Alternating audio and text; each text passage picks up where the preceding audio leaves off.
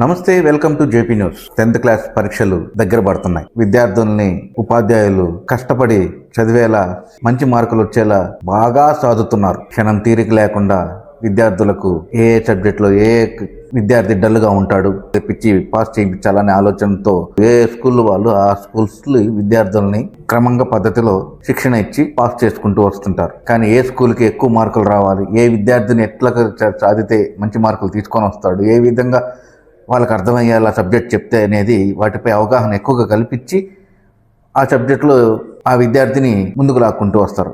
అలాంటిది మార్చి 16 నుంచి 10th class exams start అవుతున్నాయి. ఇప్పటి నుంచే పిల్లలు మంచి శ్రద్ధలతో బాగా చదువుకుంటున్నారు, కష్టపడి చదువుకుంటున్నారని కూడా చూస్తూనే ఉన్నాం. ప్రతి ఒక్క స్కూల్స్ కాడ స్టడీ అవర్స్ సాయంత్రం 5 గంటల నుంచి 8 గంటల దాకా పెట్టుకొని వాళ్ళని చదివిపిస్తున్నారు ఉపాధ్యాయులు. అలాంటి వాటిలో కొన్ని మార్పులు వచ్చున్నాయి.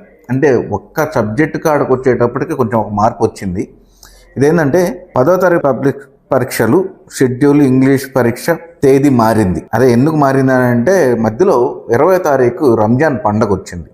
ఆ రంజాన్ పండగ వచ్చినందువల్ల 10th క్లాస్లో ఇంగ్లీష్ సబ్జెక్టు 20వ తారీఖు నుంచి 21వ తారీఖు మార్చడం జరిగిందనమాట. మార్చి 16 ఫస్ట్ లాంగ్వేజ్, మార్చి 18వ తారీఖున సెకండ్ లాంగ్వేజ్, మార్చి 21న ఇంగ్లీషు మారిన తేదీ మారింది. 20వ తారీఖు సబ్జెక్ట్ అయితే 21వ తారీఖుకి ఇంగ్లీషు మారిందనమాట.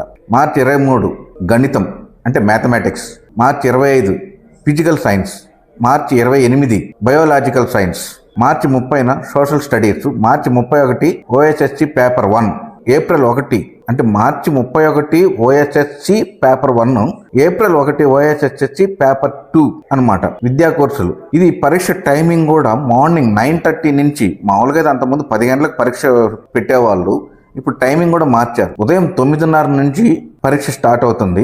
ఇంగ్లీష్ పరీక్ష మినహా పరీక్షల తేడాలో ఎలాంటి మార్పు ఉండదు.